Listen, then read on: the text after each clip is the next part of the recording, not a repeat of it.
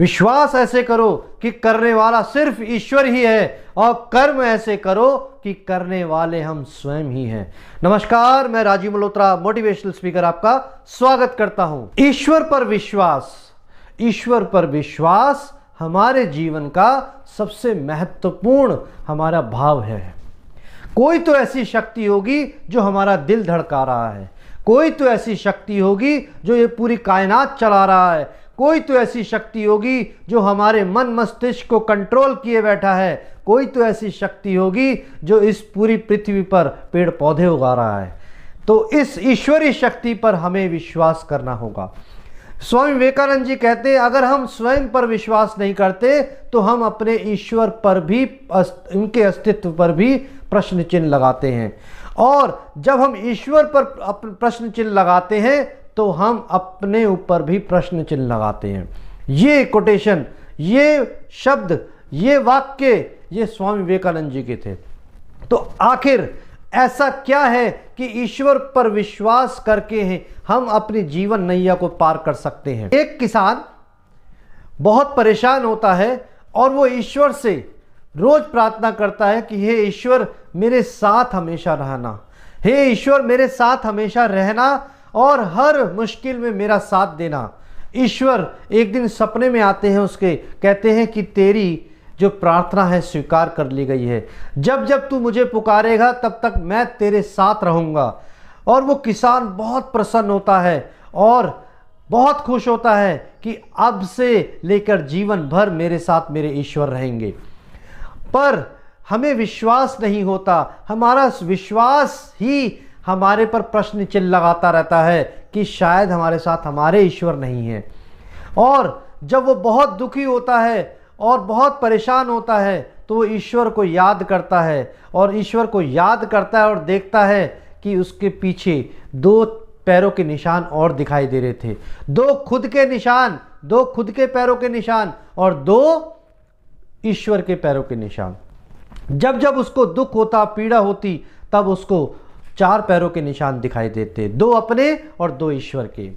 ऐसे ही जीवन चलता रहा और उसका जीवन और कठिनाइयों से बढ़ता गया, और उसने देखा कि अब वो 2 पैर दिखाई नहीं दे रहे, अब वो 2 पैर दिखाई नहीं दे रहे, सिर्फ अपने 2 पैरों के ही निशान उसको दिखाई दे रहे हैं। अब वो जीवन में बहुत परेशान हो गया, उस मुसीबतों में उलझता चला गया, और ऐसे ही जीवन नैया आगे बढ़ती गई। जब उसको बुढ़ापा आ गया तब वो बड़े दुखी मन से ईश्वर को याद किया, हे ईश्वर, तूने मुझसे वादा किया था कि मैं तेरे को जब भी याद करूंगा, मैं जब भी तेरे मुसीबतों में घिरा पाऊंगा और मैं तेरे को याद करूंगा तो तू जरूर आएगा और मेरे साथ रहेगा, हर पल मेरे साथ रहेगा।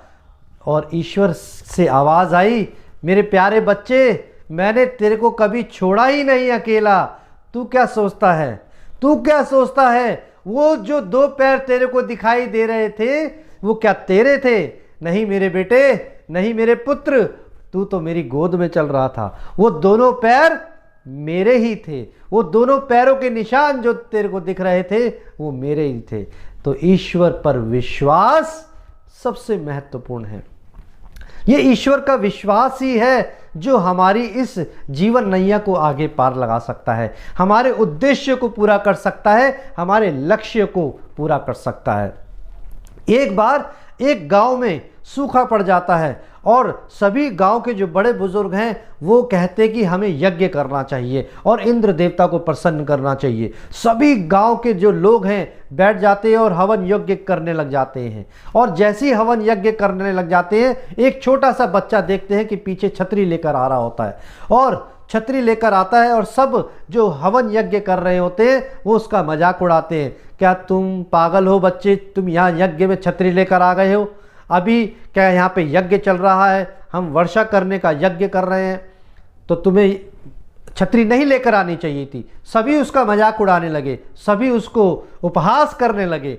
वो छोटा सा प्यारा बच्चा, इसलिए कहते हैं बच्चे ईश्वर का वरदान और ईश्वर का रूप होते हैं। और वो छोटा सा प्यारा बच्चा क्या कहता है, अभी देखिएगा, अभी देखना, जब बारिश आएगी तो आपको इसी छाते से सहारा मिलेगा और आप हैरान हो जाएंगे। जैसे ही यज्ञ पूरा हुआ वो छतरी काम आई और बारिश हुई और वो बच्चा बारिश से बच सका। यही होता है विश्वास की शक्ति, यही होता है ईश्वर पर विश्वास की शक्ति।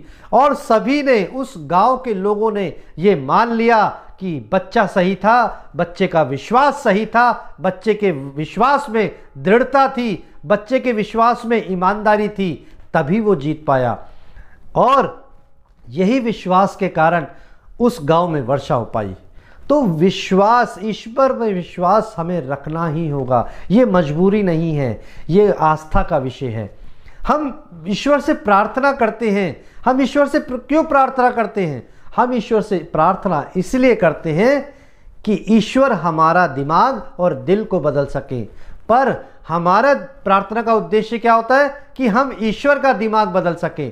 नहीं मेरे प्यारे भाइयों, हम ईश्वर का दिमाग नहीं बदल सकते। हम प्रार्थना इसलिए करते हैं कि ईश्वर हमारे दिमाग को बदल सके, हमारी परिस्थितियों को बदल सके, हमारे मन में विश्वास पैदा कर सके। तो इसलिए ईश्वर पर विश्वास हमेशा बनाए रखिए। वो कभी भी हमें अकेला नहीं छोड़ेगा। अपने बच्चों को माता पिता कभी अकेला नहीं छोड़ते। तो हमारे माता पिता कौन हैं? ईश्वर ही तो है जो हमें संभाले बैठा है। अरे जब हम पैदा हुए तो हम लंगोट भी नहीं थी हमारे पास, और आज हमारे पास घर है, गाड़ी है, बैंक बैलेंस है, सब कुछ है। सब कुछ दिया हुआ ईश्वर नहीं है। तो इसीलिए ईश्वर पर विश्वास रखिए। एक किसान था और उस किसान के जो दो तो चीज़ें थी वो बहुत महत्वपूर्ण थी। एक था उसका बेटा और दूसरा था उसका घोड़ा। सभी गांव वाले उन दो चीज़ों पर बड़ा गर्व करते थे और कहते थे किसान को कि भाई तू बड़ा भाग्यशाली है, तू किस्मत वाला है कि तेरा बेटा बहुत अच्छा है, और तू किस्मत वाला है कि इस गांव में तेरे जैसा घोड़ा किसी के पास नहीं है।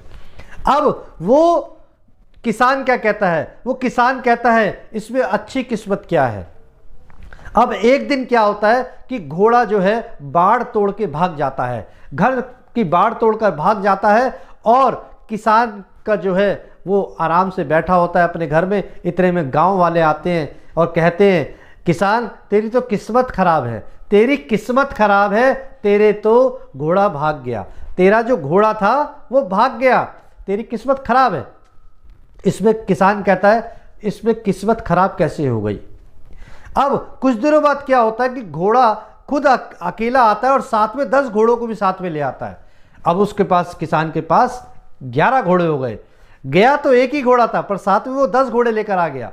अब जो गांव के लोग थे वो इकट्ठा हुए और किसान के पास आते हैं और कहते हैं वाह किसान तेरी तो किस्मत बड़ी अच्छी है, पहले एक घोड़ा था और अब देखो वो ही घोड़ा 10 घोड़े साथ में लेकर आ गया, तेरी किस्मत बहुत अच्छी है।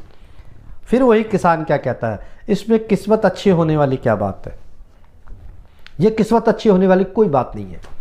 अब कुछ दिनों बाद क्या होता है कि जो किसान का बेटा होता है वो घुड़सवारी कर रहा होता है, और जब घुड़सवारी करता है तो उसके बच्चे की जो पीठ की हड्डी है उसमें चोट आ जाती है और पीठ में फ्रैक्चर हो जाता है। अब जैसे ही वो बिस्तर पे पड़ा होता है बेटा, तो इतने में राज्य के जो सिपाही थे वो गांव के सभी जवान लड़कों को ले जाते हैं और युद्ध के लिए आगे भेज देते हैं। और वो गांव का जो किसान का बेटा था जिसके पीठ में चोट लगी थी वो बिस्तर पे पड़ा था, तो सभी गांव के लोग आते हैं और कहते हैं वाह किसान तेरी किस्मत बहुत अच्छी है, हमारे तो सब बेटे युद्ध में चले गए, मर गए, पर तेरा बेटा जिंदा है। तो किसान फिर कहता है इसमें किस्मत अच्छी होने वाली क्या बात है। तो इसमें जो भी होता है, पहले घोड़ा गायब हुआ वो भी अच्छे के लिए हुआ, और अब बच्चे को चोट लगी वो भी अच्छे के लिए हुआ। तो ईश्वर की ही इच्छा में जो भी होता है वो सर्वश्रेष्ठ होता है। इसलिए जो भी ईश्वर करता है उस पर विश्वास करो। बेशक हमें अभी लग रहा है कि ये गलत हुआ, ये हमारी परिस्थितियाँ बिल्कुल प्रतिकूल नहीं हो रही हैं, हमारी परिस्थितियाँ विपरीत जा रही हैं, हम बहुत परेशान हैं, मानसिक रूप से परेशान हैं, शारीरिक रूप से परेशान हैं, वित्तीय रूप से परेशान हैं, पर फिर भी याद रखिएगा ईश्वर जो भी करता है अच्छा करता है। ईश्वर जो भी करता है अच्छा करता है। अंत में स्वस्थ रहिए, मस्त रहिए और ईश्वर पर विश्वास रखिए। वो